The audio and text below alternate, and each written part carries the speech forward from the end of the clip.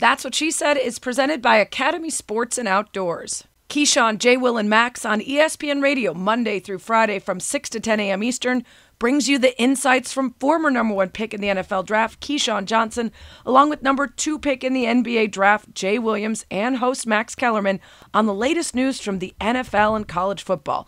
That's Keyshawn, J. Will, and Max on ESPN Radio and ESPN News, or listen to the podcast of the show. The Peabody and Emmy Award-winning 30 for 30 film series presents Once Upon a Time in Queens, a 4-part documentary event about the city, the swagger, and the wild ride of the 1986 Mets.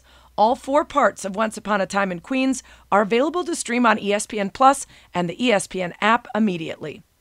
At Academy Sports and Outdoors, they want you to have fun out there. So whether you're planning a fishing trip, heading out for a run, prepping your lease, or playing sports in the backyard, they'll have all the gear you need to enjoy more sports and outdoors, all at prices you'll love, and with easy curbside pickup available in just 2 hours. It's never been easier to shop all of their brands at academy.com, because whatever you love doing, they're here to help you do more of it.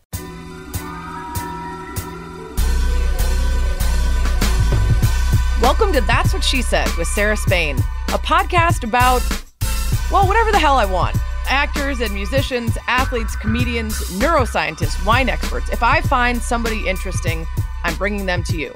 We'll talk about how they became who they are, how they found success, battled failures, and how they ended up here, talking to me. My name is Cheryl Swoops, and my dilemma is I just got 2 new puppies, a boy and a girl, and I don't know if I can keep both of them or if I should keep both of them.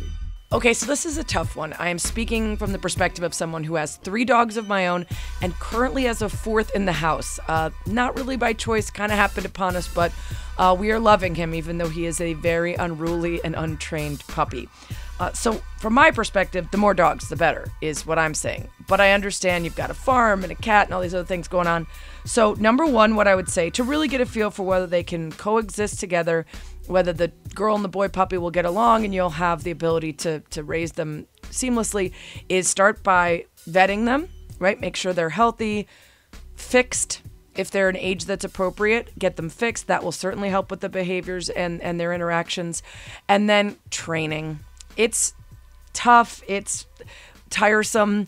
It requires a lot of patience I don't have.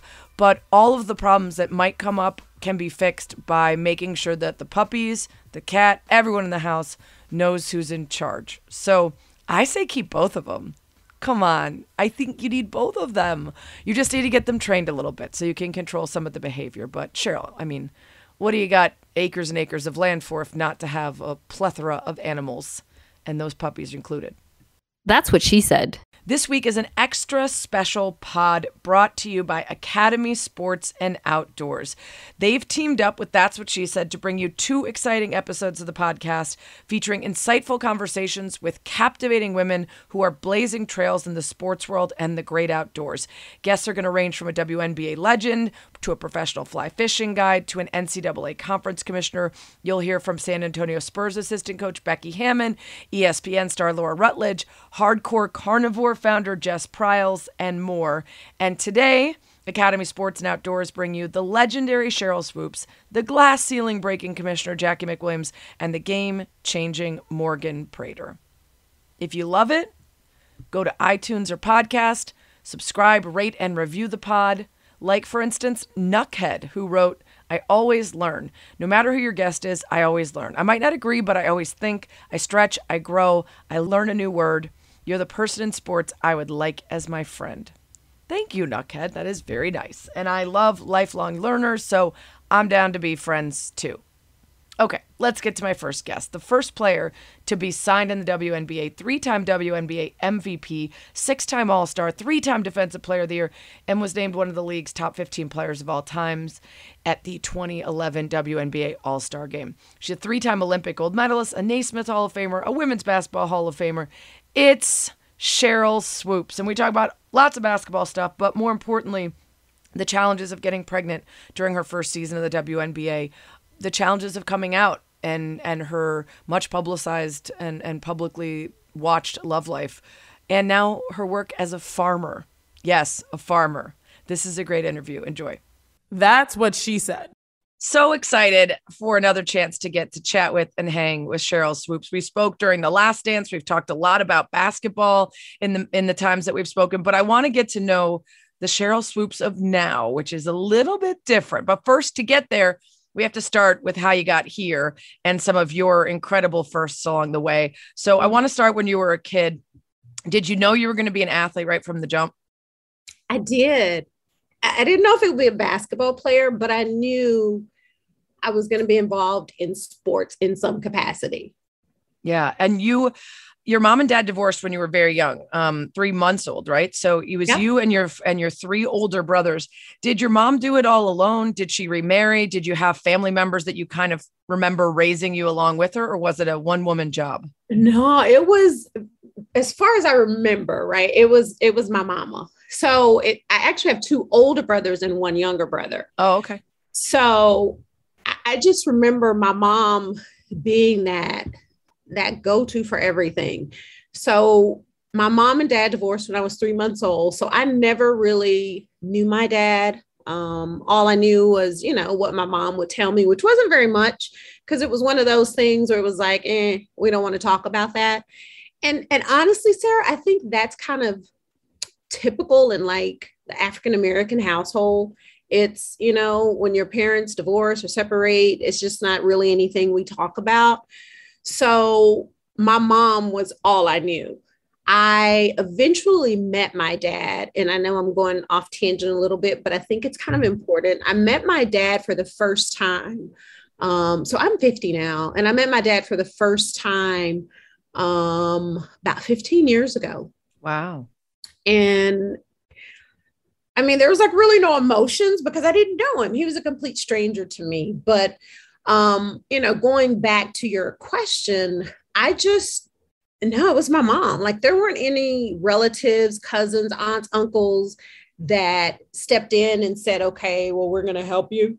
It was my brothers, myself, my mom, and she just did whatever she had to do to put food on the table and get us through to the next day, to be honest with you. And the brothers, 2 of them being older, was there hooping at home? Is that how we got a little bit gritty and figured out we could hold our own?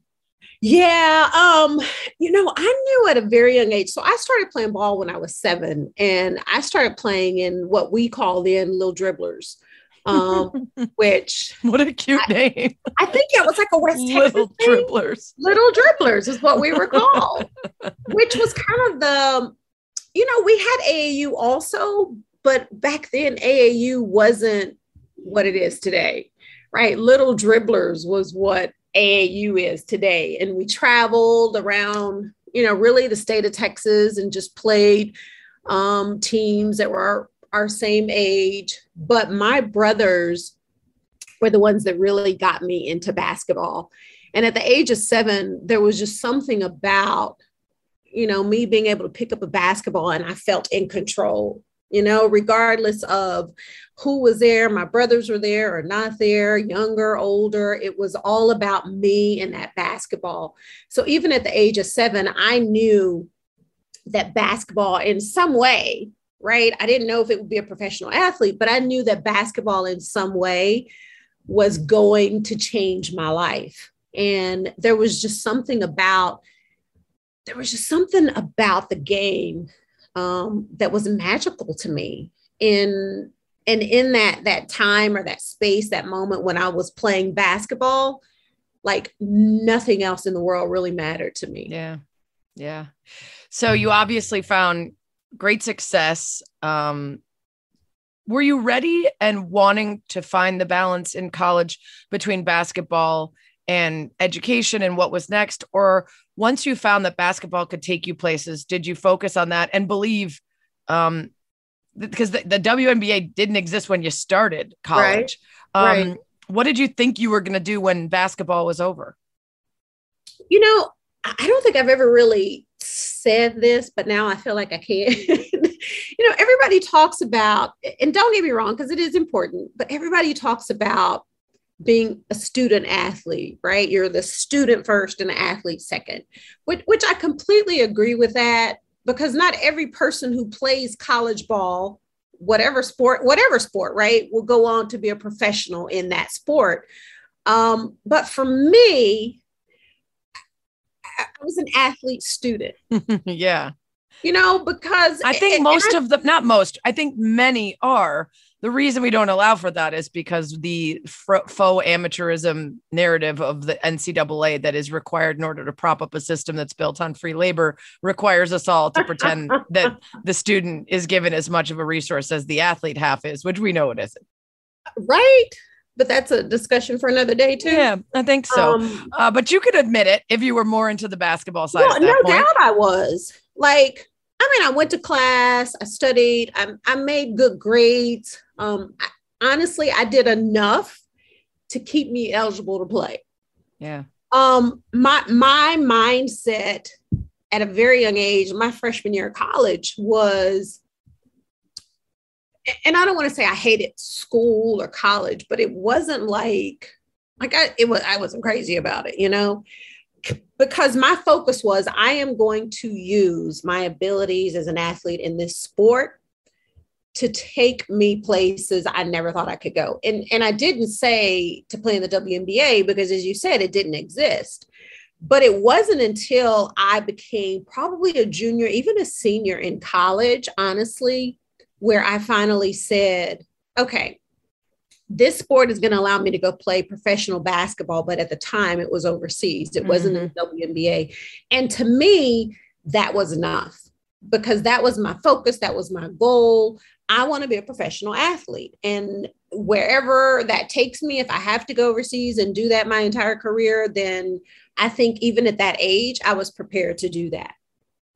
So the WNBA arrives just in time to keep you from necessarily going overseas. And you are the first player taken. Now the old system was essentially like allocated, like you're assigned to a team. That was in part because this brand new WNBA wanted to appeal to the idea of players from some of the areas playing where they were from. Being from Texas, you were assigned to the Houston Comets. Yeah. So you get assigned to the team and sign your contract and then find out that you're pregnant. So you give birth to your son and you end up coming back within just a few months of having your son, playing in the final third of the season, the very first WNBA season. The Comets, your team, wins it all. I need to hear about this because it's not that long ago, but in terms of professional female athletes, understanding of female athletes and maternity, all that stuff, it was relatively new. It was not something that had been seen a lot. How did you feel? And was there a fear when you found out you were pregnant of, oh my gosh, this is my dream and can I still have it? God, man, you put a lot in that one. Gosh, so here's what I've always said. I've always said God puts me at the right place at the right time.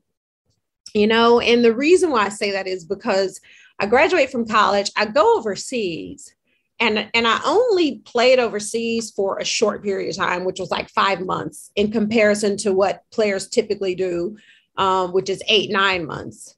And it may have been like 3 or 4 months for me, only because I got homesick and was like, oh my gosh, this isn't what I thought it was going to be. What country were you in? I was in Italy, a great country. Yeah.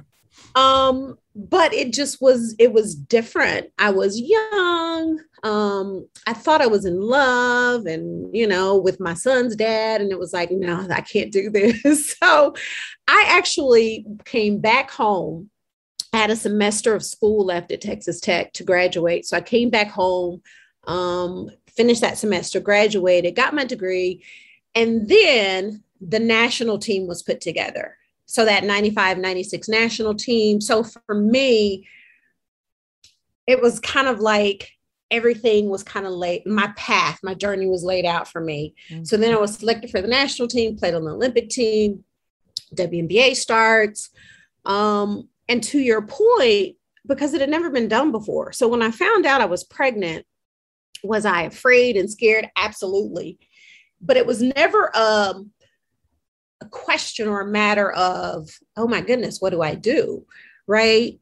It was more of,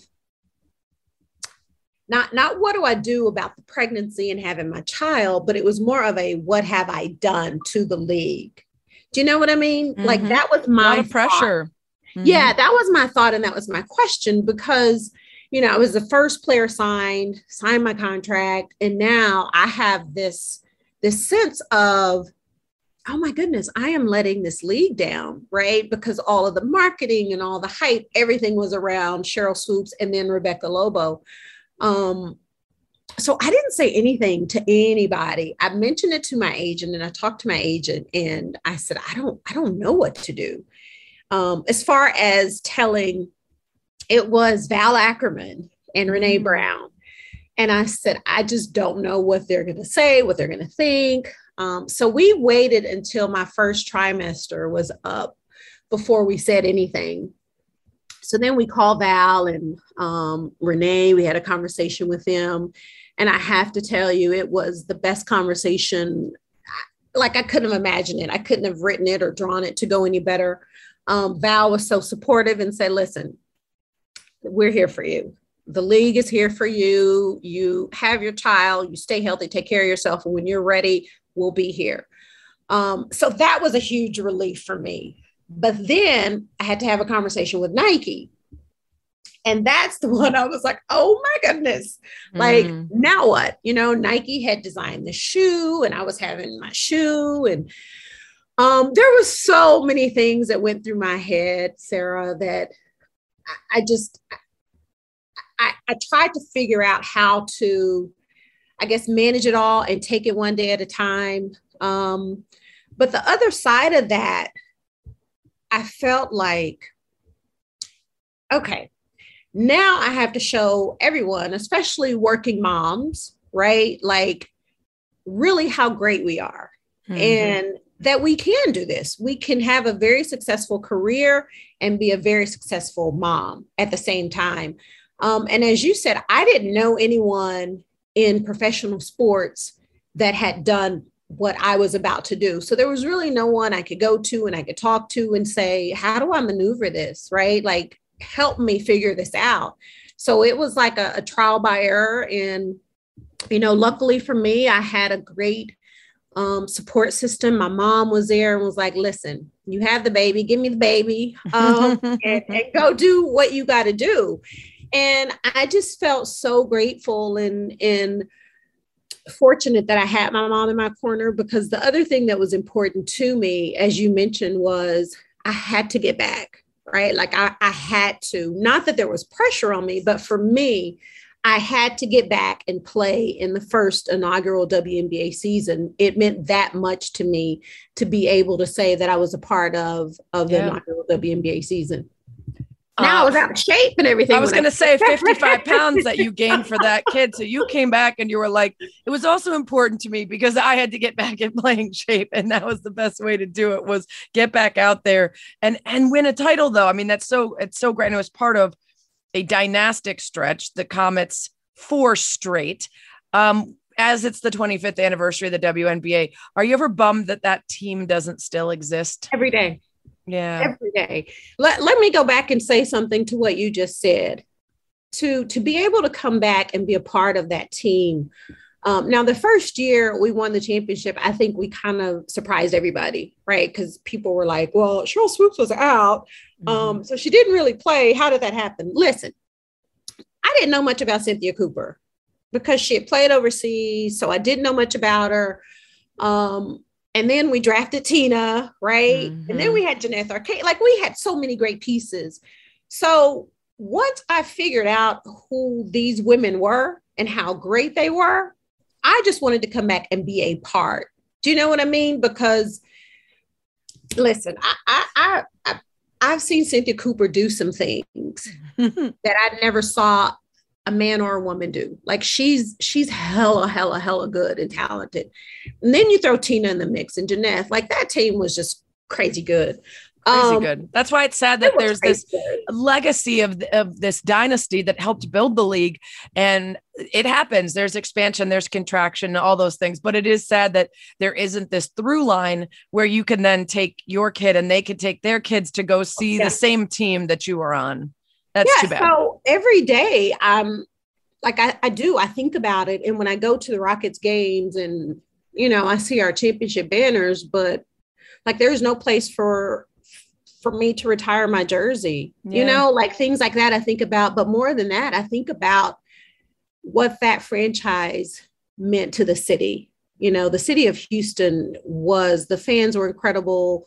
The city, I love everything about Houston. So it breaks my heart every single day that we don't have a team. Like it just, how do you have an organization that wins the first 4 WNBA championships and we have nothing now?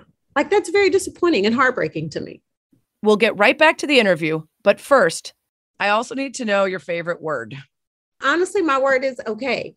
So here's why it's okay, right? Like that's why it's my favorite word, because as I've gotten older and wiser, I've just come to realize that, or at least I believe that everything is going to be okay. And so even when people want to debate with me and, when people ask me for my opinion, I say, it's my opinion. They ask me for mine, not yours. So when they want to come, go back and forth, I just get to a point where I'm like, okay. Is there a better way to put an end to an adversarial conversation than just, okay, perfect? And such a versatile word. It can be genuine, it can be snarky, it can be affirmative or descriptive, it can be 4 letters, it can be 2 letters. Let us briefly bask in the glory of okay. And of Cheryl's assertion that everything will be okay. That's going to get us all through a lot of days here. Can we also bask in the absolutely wild etymology of the super simple 2-letter word okay? Of course, meaning all right or correct. It's only been around since 1839 and is the sole survivor of a slang fad in Boston and New York when abbreviations of common phrases with deliberate misspellings were popular. So KG was no go, as if spelled KNOW go.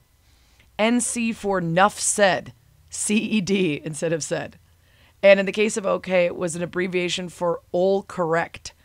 OLL instead of all, and correct with a K. How dumb is that? Who invented this idea of deliberately misspelling phrases and then abbreviating them? I don't know, but it's the one that lasted. And it was an election slogan by the OK Club, who were boosters of Democratic President Martin Van Buren's 1840 re-election bid. And it was an allusion to his nickname, Old Kinderhook, from his birthplace in a little New York village named Kinderhook. And Van Buren lost, but the word stuck partly because it was a easy way to write approval on documents and bills, etc. Just okay. It became a noun in 1841 and then a verb by 1888. This is why I love this segment. It sounds so simple to say your favorite word is okay, but who knew? Who knew all of that? You love it. You love it. Speaking of great words, you're going to learn today. The word of the week is, in honor of Academy Sports and their love of helping us get outside, is friluftsliv. I'm sure I'm nailing that. Friluftsliv.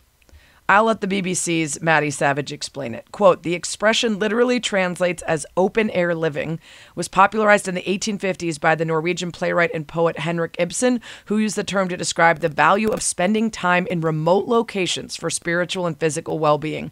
And today the phrase is used more broadly by Swedes, Norwegians, and Danes to explain anything from a lunchtime run in the forest to commuting by bike or cross-country skis to joining friends at a lakeside sauna, or just relaxing in a mountain hut.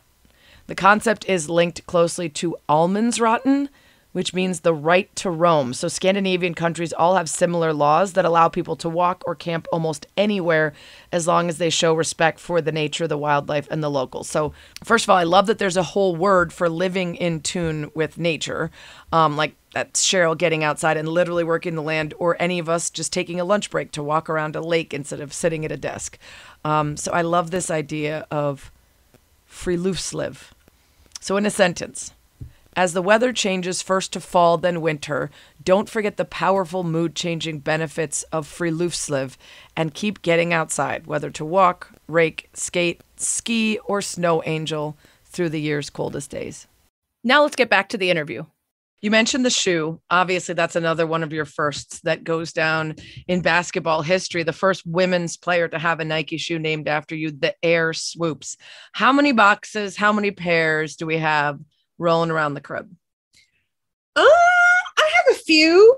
So I have the very first one, and even though it was the first one, that one is the one that's probably most special to me because it was the first. Now I have actually signed a few and just kind of given them away, just as giveaways and just because I just, felt like doing it. But I have to tell you, of everything I achieved and accomplished and all the accolades, having my own shoe, I can't even tell you that's something I dreamed of as a kid, right? Like that just doesn't happen. Too big to even dream of. Yeah, but when that happened to me and for me, I immediately thought about how, not myself, but how that was going to change the women's game and how it was going to change people's outlook on female athletes, period. And then you talk about a brand as big as a Nike, right? Who says, we're going to do something out of the box, because this was so out of the box. But they weren't afraid to take that chance. And I think that's what made me really, truly appreciate the significance of having my own signature shoe and how big that was for so many young girls who were looking at that moment saying, is this possible? Right. And for me to be able to say, oh yeah, it's possible. Not only is this possible, there's so many other things that are possible. And I love being in that conversation when people talk about, today, like who should be that next athlete. I have my thoughts on it, but I just think it's great that we're even, having that conversation today. Yeah. Yeah. So cool. If we had more time, I would make you get into all the different times you hung out with MJ and talked about your Jordan contracts and your shoes. But alas, we have to move on. That'll have to happen another time. We got a lot of good MJ talk when you came on for The Last Dance. So we're talking about all these firsts. You have, in the public eye, gone through all these different things that people are going to have opinions on, positive and negative. And in October of 2005, you announced you were gay. You were one of the very first high profile team sport athletes to do that at the time. And it became a part of your legacy, this willingness to put yourself out there in that way. You've now been married a couple of times to men, to a woman. Have you mostly enjoyed the opportunity to be representative of the LGBTQIA community sort of publicly, or has it been hard to have your love life scrutinized just because you're a public figure for something else? So let me rewind a little bit. So my first marriage was to my son's dad. We were high school sweethearts. We were married for 3 years, and life happened. So when I filed for divorce from my first husband was kind of when I got in a relationship with another woman. And it wasn't at the same time. So I definitely want to clarify that. Like she honestly was like a friend in the moment, right? Of everything I was kind of going through, just needing somebody I could turn to and talk to. And she happened to be that person. Now, we were never married. We were together for a while, but never, ever, ever married. And now I am married to my husband. We've been married since, 21? We got married in 17. Nice. And I can honestly tell you, I'm at a better place, just all around, physically, spiritually, mentally, emotionally. He's just a great guy for me. So when I made that decision to come out, I'm doing these like they can see my air quotes. It really honestly wasn't for publicity. It wasn't for anybody but me. And the reason why I say that is because when you're in the spotlight and your life is so public, people assume so many things and people think they know you. And I honestly had just gotten to a point where I was tired of people wanting to tell my story for me because you don't really know my story. Yeah.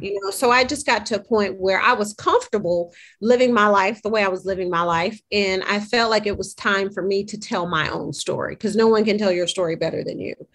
So that's why I made that decision to do that. But I will say,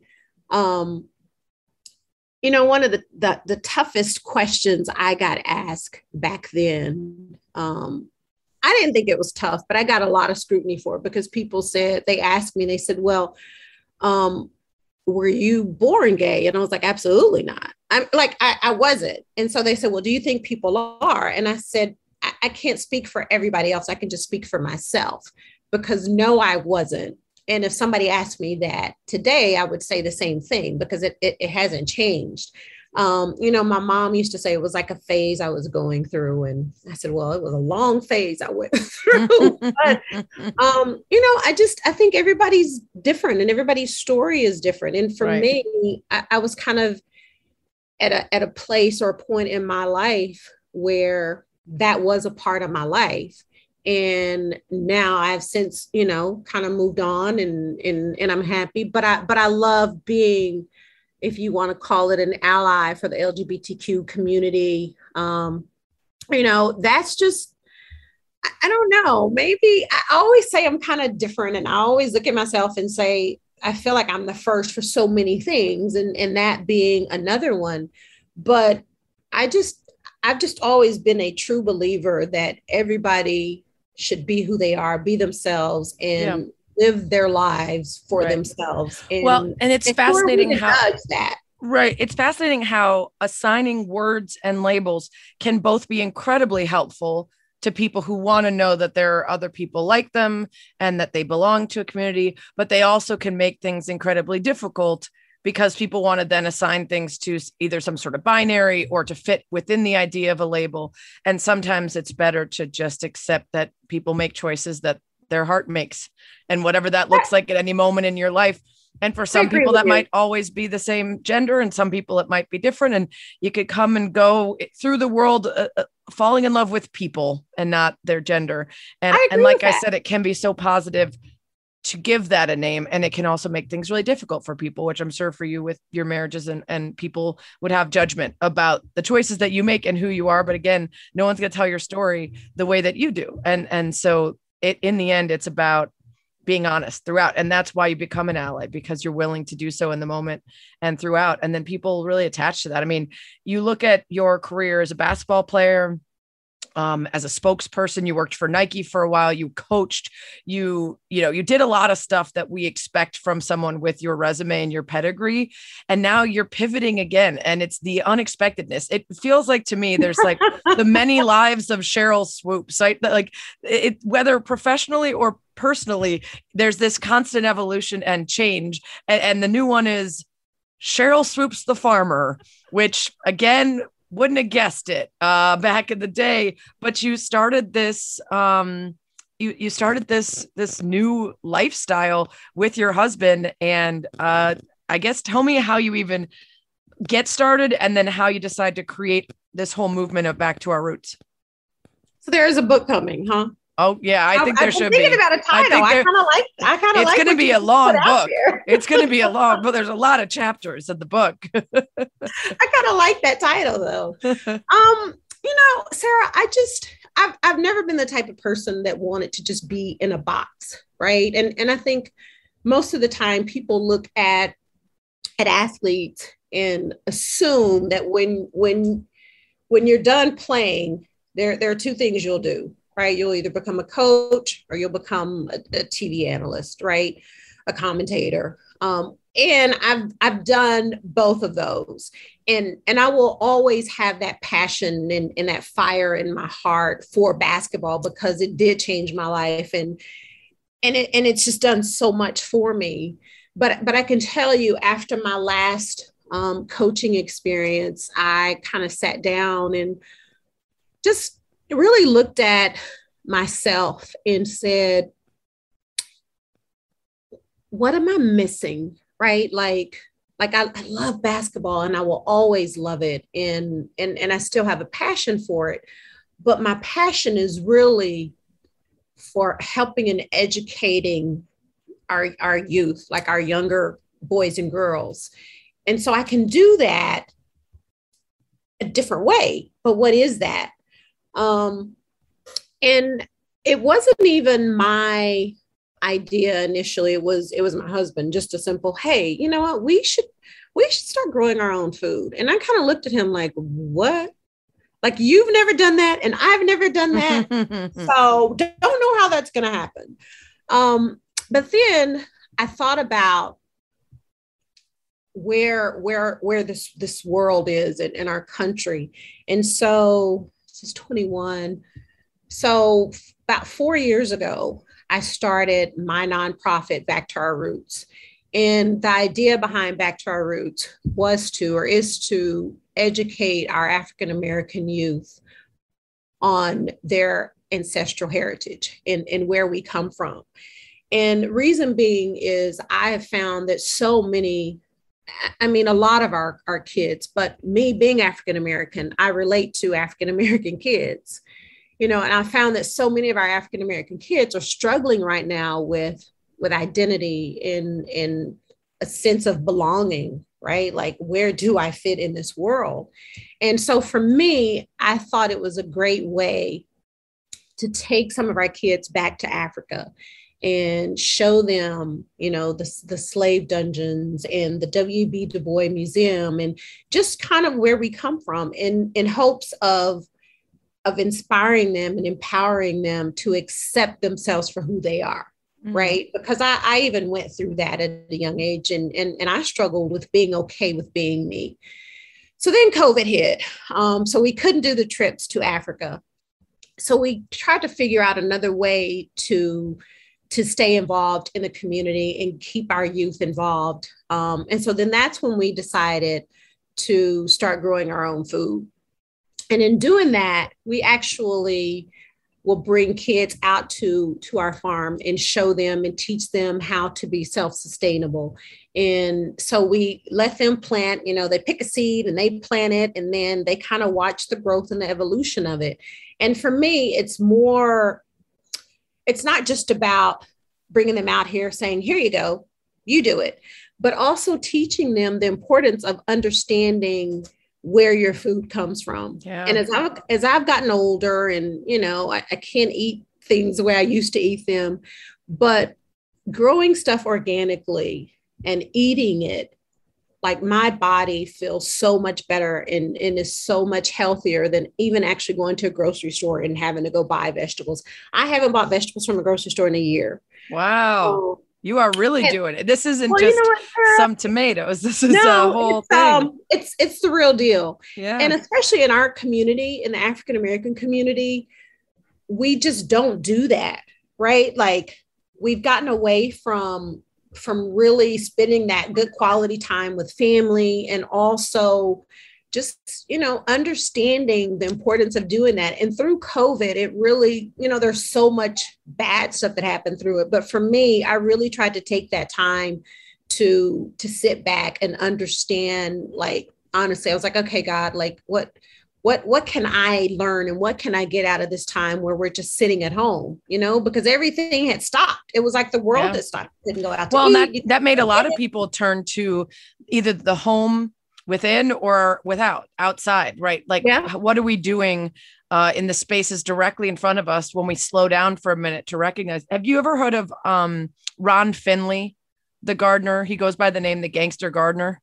I have heard of him. Someone else brought him up to me. You got to get him out. You got to get him out to you, because what he started doing was gardening in these empty flat spaces in urban areas in LA. And he was planting fruits and vegetables along these lands between the sidewalk and the curb, and taking advantage of it and teaching people in the area how to improve their food that they were eating and change food deserts. And, it's pretty incredible the power that you can have in teaching and showing that next generation. He got arrested a bunch of times for it and was told he wasn't allowed to use that land, even though it was not being used. So yeah, you should get him out to your farm. He's pretty awesome. I would love to do that. So you guys do a lot of stuff. You have the farming and gardening, field trips, basketball clinics, seminars with guest speakers. You can have him come to one of those, the mentoring programs, the traveling. Has it changed your life outside of the actual everyday practices of running a farm to slow down and live where just the space around you is different in terms of where you live, and the interactions that you have regularly are different, maybe more often with puppies and animals than people. Listen, it's so crazy because I never thought as an athlete, right? And just the fast pace of living and in the traveling, I never thought I could live the life I'm living today, if that makes sense. So we have about 13 acres and we are deep. When I say in the country, like we are deep in the country. Well, you said your neighbor's several miles away. So that told me all I need to know. You've got one of those driveways that goes on forever. But it has been the most eye-opening experience for me.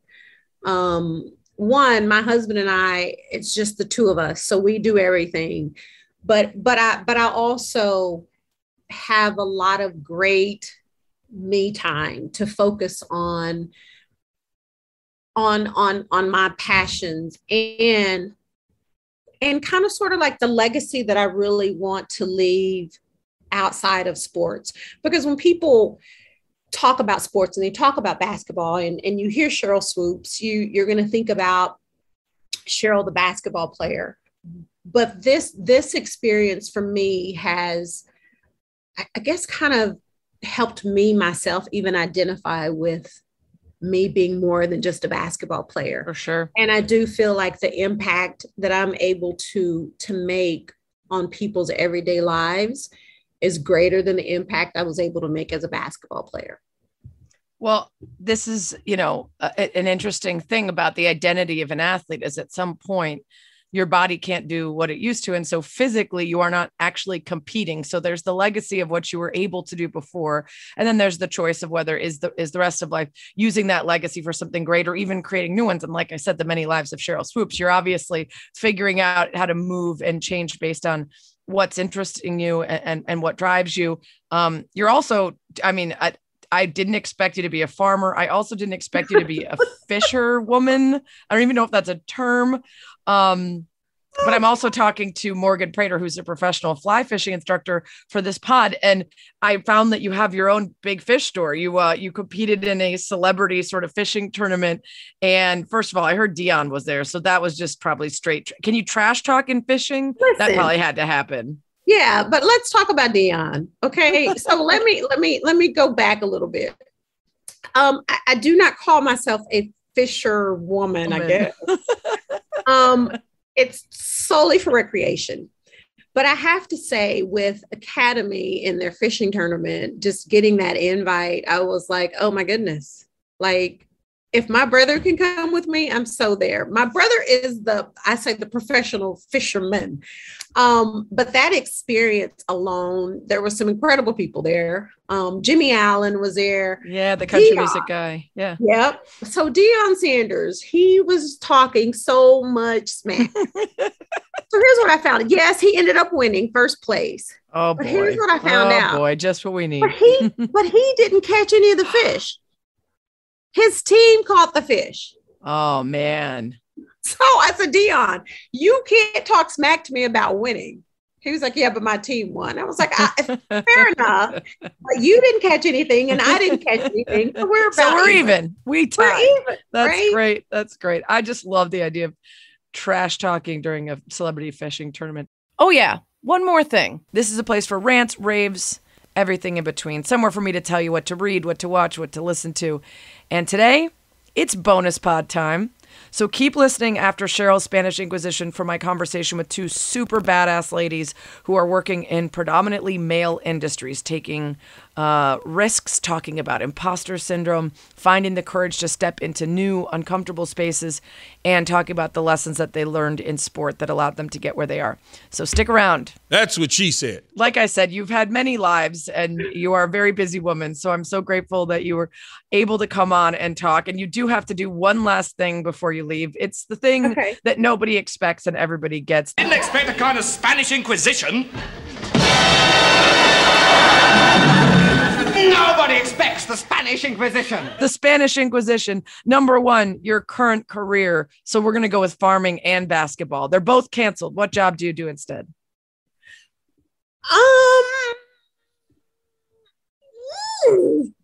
they're both canceled. What y'all do instead? Boring.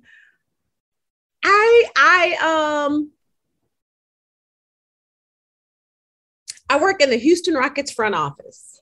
Okay. Technically that's basketball, but I'll give it to you because the front office is different. So I'll take it. Number 2, what's the most scared you've ever been? So this one will probably be serious. Honestly,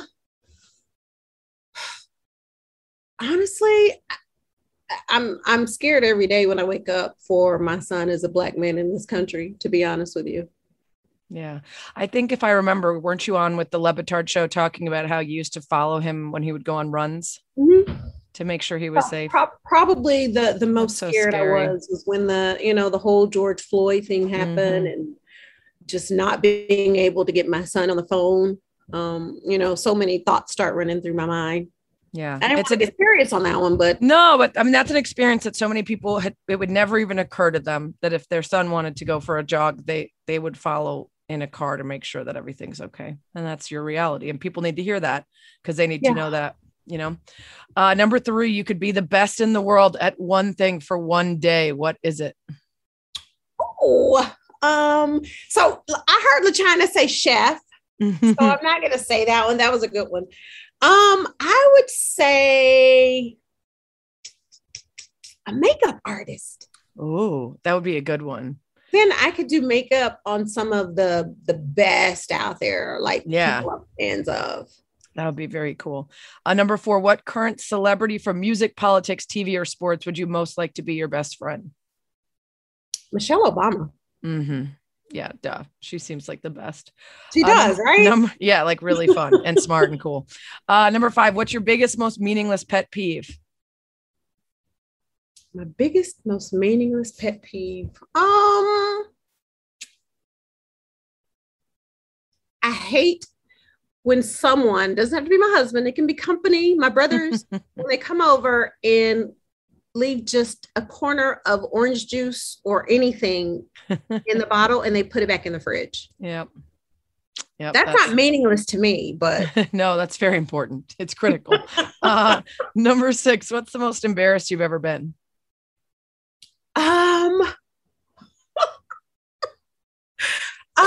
Okay, so this one just happened.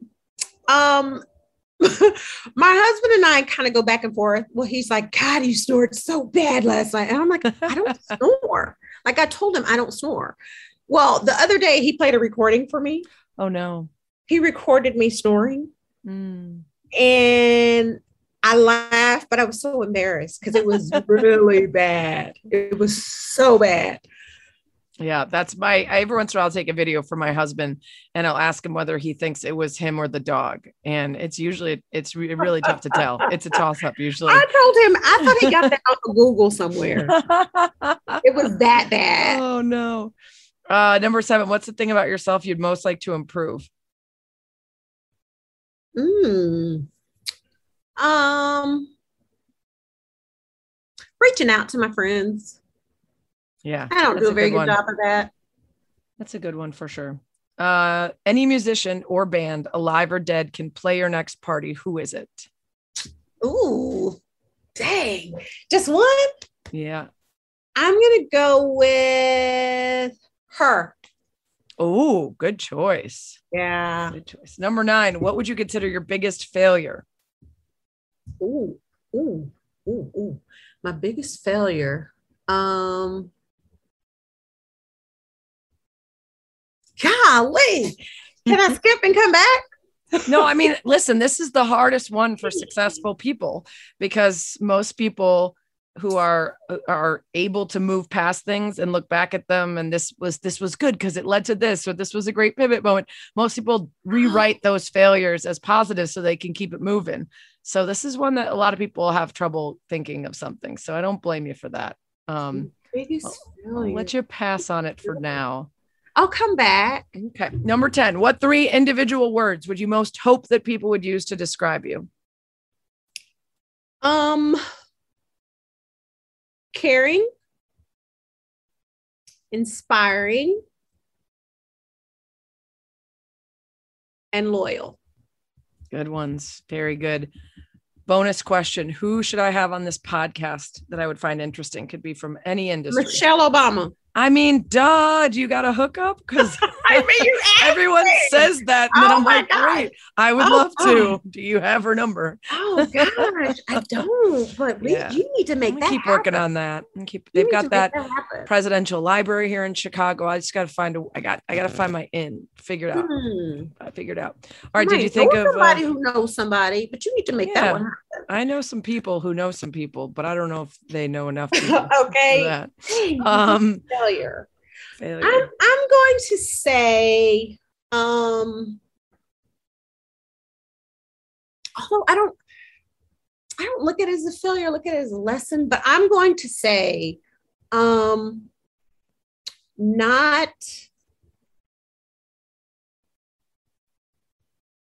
I guess in a way, making my son feel like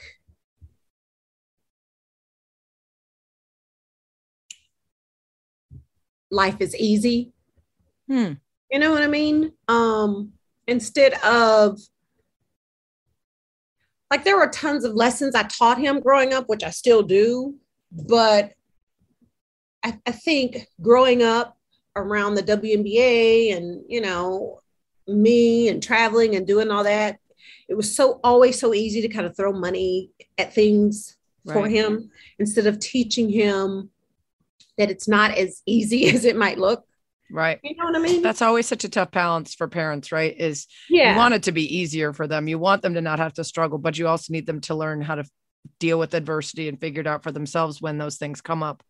That's they used to talk about helicopter parents, and now they say snowplow. So the new thing is snowplow parents, where they want so badly for their kids to have a good life that they clear out everything in front of them. And it actually makes things more difficult for them because they don't learn how to deal with adversity. I like that. Yeah. And now that he's 24 and he's playing professional basketball in Portugal, naturally, there are things today that I'm like, no, you got to figure that out. Like, don't pick up the phone and call me to fix it. You know? And so I kind of wish I would have done that when he was younger. He'll figure it out though. He's still young. He is. He is figuring it out. I was guilty of calling my parents for shit I should have figured out a lot too. Though, you know, as a parent, and especially when you have the ability to fix those things, you know what I mean? Totally. Yeah. So you want to do I'm still learning too. How to say no. Well, that'll be a chapter in the book, Cheryl. I'll just have to write about it in the book. Thank you so much for doing this. It was great to talk to you. I want you to get hooked up with the gangster gardener. I want to come out and see the farm. And would love for you to come. Anytime. It's so fun. Thanks so much for chatting. You're welcome. Thanks for having me. That's what she said. That's right. Bonus pod time. A conversation with... My name is Jackie McWilliams, Commissioner of the CIAA. And my dilemma is that I am not in Colorado with Morgan this morning. My name's Morgan Prater, and my dilemma is that I'm not on the river right now. Well, didn't they just perfectly set the scene for how this interview looked over Zoom? Jackie at her office, me in my radio closet, and Morgan, who is rocking an adorable plaid jacket and this fashionable giant hat, sitting outside in a gorgeous Coloradan setting with a home behind her under a blue sky, steps away from the mountains and the river that she'd rather been fishing in. So I don't know what the fix is, because there's no fix for wanderlust, Commissioner McWilliams. We've all got it. And my fix for Morgan came about 30 minutes later when the interview ended and she got to go hit the river. That's what she said. I got my two former college volleyball players here, two women in male-dominated fields, two women who are inspiring and empowering women with their work. I love that tie. We've got our two volleyballers. Commissioner McWilliams, I want to start with your athletic background, kind of growing up and your time at Hampton. So tell us about being a two-sport star. Yeah, I'm from Colorado Springs, Colorado, where sports and living close to the Olympic Training Center was like a dream for a young girl like me to be able to go and watch women volleyball players. I mean, Flo Hyman and Debbie Green were some of my idols. I thought I could go to the Olympics like them at 5'2".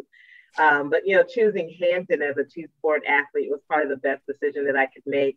And going to a historically Black college and university, playing on a national basketball championship team, and playing with some incredible women and winning two conference championships Because I was a military kid, we traveled all the time. So I never could stick to one thing. So I was a gymnast. I did baton twirling, roller skating, gymnastics, you name it. The list goes on. But to find volleyball and even basketball and to run track in high school became those three sports that I could advance in pretty well.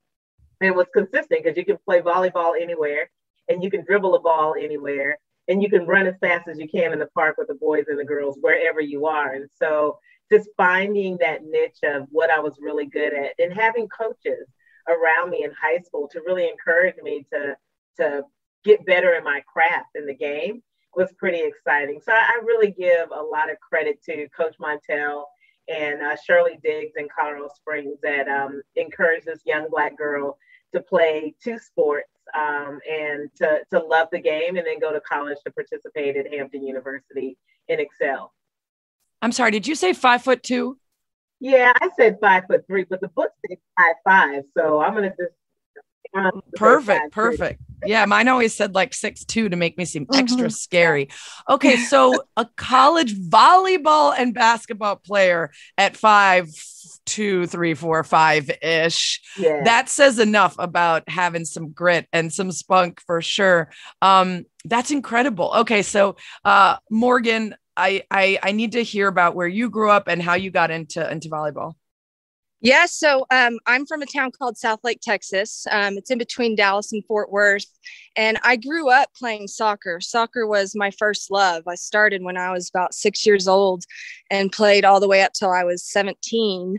It was around that time when I turned 17 that I just got burnt out of soccer, and volleyball was becoming the new up and coming sport, and all my friends were getting involved in it.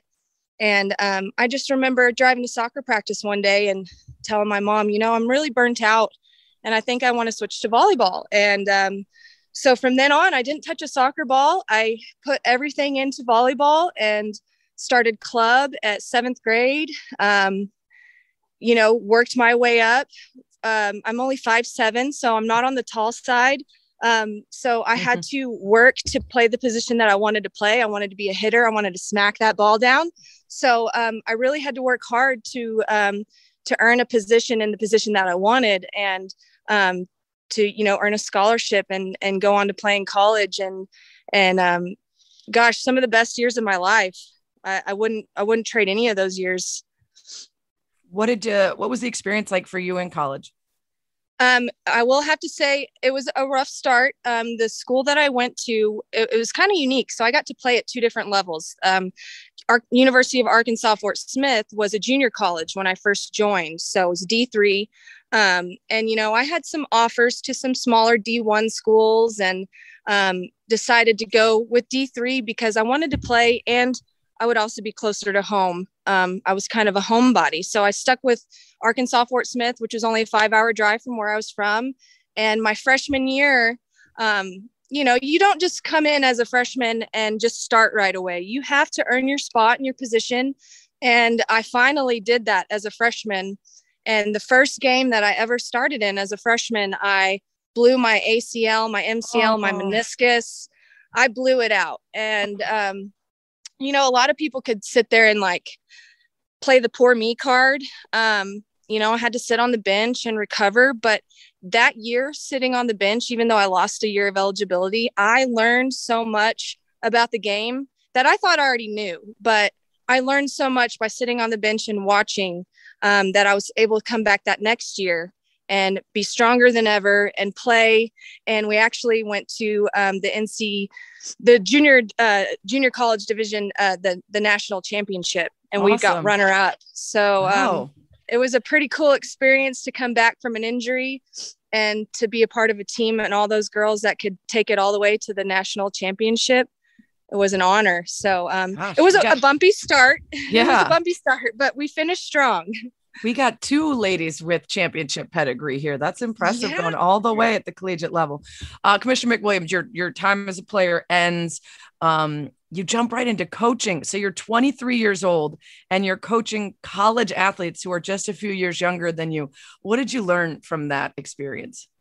Wow, that's a great question. I this past weekend I was just inducted into the Virginia Union University Hall of Fame as a former Congrats. coach Congrats. there and administrator there. And at first I was like, really? Like as a coach and administrator. But when I think about, the first job opportunity I had at 23 and to be able to coach women who were 3 and 4 years younger than me, how fast I had to grow up. And fortunately, I had, some great coaches and mentors that were young as well and exemplified leadership even at a young age. So I knew how to walk into this position or into these positions, being mature and learning as I go, but really trying to be the best example I could be for women and young women. And so to still be connected to them, we're in a group chat now. They're just really proud and excited that I coach them and they become the women, that I wanted them or desired them to be, whether it's educators, professionals, moms. Some of them coached after me when I left the program. Two of my players end up coaching in the program. But to be a part of a program and to watch the growth. I read an article when I first got there and I had goals. I knew that the program was challenging, the funding was challenging, but the one thing I made clear that my team would always look good when we walked into a gym, regardless of how the results were, and that we would give 100% every time we came to practice and every time we showed up, and they did. And so to end up having a pretty decent record, getting to the championship that never had happened prior to me getting there. And then also I coached with the women's basketball and also with the men's basketball team. That was Wow. pretty incredible as well to be one of the first women to ever coach with, be an assistant coach for a men's program. And at the time, Ben Wallace was on the team, which was Oh pretty boy. fun to see his growth and where he is. But I just think it was a phenomenal opportunity as a young professional to be around other men to allow me to have a seat at the table. I was the only female on the staff at the time, so I'm quite grateful to be able to be able to coach and hopefully been a great impression on these young people. That's incredible. I can only imagine a young Ben Wallace. That would have been never a dull moment. Never. So your time there eventually leads to different roles within the CIAA. You end up at Norfolk State University, Morgan State University, and then eventually you take on this role as the CIAA commissioner. First woman to serve as a commissioner for the CIAA, first appointed African-American commissioner representing Division II, III, and I in the NCAA. So when you get this job, let's start with inside. Was there self-doubt of there hasn't been anyone that looks like me that's done this? Can I do it? Initially, this job was my dream job. So I went in like, this is my job. And then when I got the job, I was like, oh, crap, this is really my job. I think as women, oftentimes we have these imposter syndrome, right? And when you look around and see that maybe you are the only one and you're around mostly men and some women and supported by them, but to be in the role and not see you in the role can make you feel like, do I really belong here? And then to think about all the things that are required in the position. It's very different being a second person in charge than actually being the one who everyone is looking at you to make decisions for the lives of young people, for your institution, making contracts with sponsors, you name it. It was scary for me. I mean, I really thought I was prepared. And I was in one sense. On another, I had to grow up, and that emotional intelligence, it had to kick in pretty quickly. And so, again, I'm just grateful that I had great board members who wanted me to succeed and they're presidents. So to be in the midst of other presidents and leaders that feel sometimes the way that I do and to encourage and empower me in the position was actually life-changing to remind me, as one of my presidents said, you are the commissioner. You can make a decision. I go, well, dang, I am the commissioner. Just to receive the power that they have given me and then to use it in a way that is good and benefits what I'm supposed to do was life-changing. So I don't have the imposter anymore, but I will tell you that I dealt with it for probably a couple of years until I can get my feet on the ground. So that's internally. What about externally? Did you hear either directly or through the grapevine about people who had doubts or pushed back because of your race or gender? Oh, absolutely. And still, it is, it's disappointing at times. And sometimes it's women, probably more so women than I have dealt with men. But like on social media in the beginning, I had men that said, we need a man in the office. but they have 5 daughters, you know, after my friends have done the research about the person who posted it.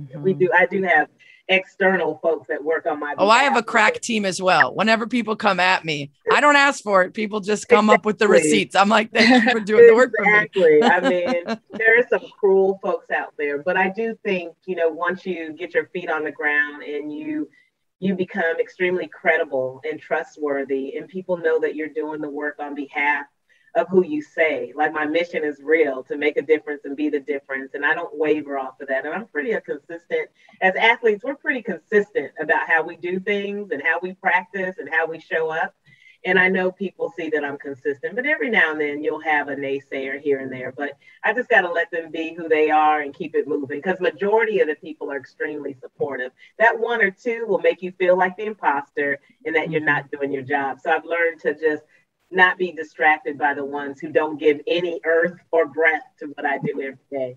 Yeah. I think it was Tina Fey who said, never accept a no from someone who can't give you a yes. They don't have any power. They're not in charge of anything. Their no means nothing. And one of my mentors said to me, to be so good, they can't say no to you. And if you continue to do the work and prove you've got it, then in the end, the doubters start to fall away because they see the product. You know, Morgan, I was watching a video and you talked about how difficult it is to have an identity as an athlete for your whole life. And then when you're done playing, look around and wonder, who am I and what am I if I can't identify? And I feel that so much because I was a college athlete as well. Tore my Achilles, like, out in the world. I thought I would be running marathons or doing Tough Mudders or competing in every single, you know, athletic possibility around me. And my body's still recovering from the ways that I messed it up in all the sports I did. So it's been really hard for me. How did you figure out for yourself when sports ended, you know, who you were and who you wanted to be? Well, you know, it took a little bit of figuring out. Like you said, your mind is still saying go, go, go, but your body's saying no.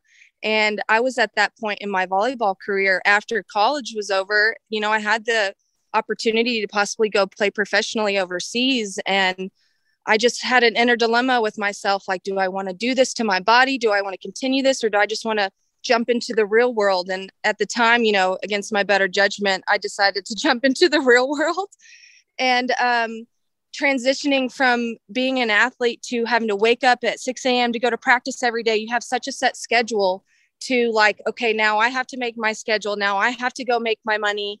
You know, I have to support myself. I don't have a coach now telling me what to do and where I need to be and where I need to go. And, you know, it was very scary. I have to say, you're just thrown into this real world, and pharmaceutical sales was not fulfilling me. And I needed something to fulfill that piece that was missing after college sports was over. And, luckily, I had an amazing man in my life who loves the outdoors. And instead of taking me to, you know, fancy bars and restaurants, he took me fishing. And it sparked a new passion. And I grew up around fishing, but I was never really, like, taught certain things about fishing. And it was a whole new sport for me. And so that kind of created, you know, a whole new industry of new talents that I could learn and become good at, because as athletes, I feel like we're competitive always. We're always going to have that competitiveness in us and want to win and be good. And this was something that I was not the best at. And I wanted to prove to my husband that I could be good at this and maybe even be better than him at this. So you meet your husband.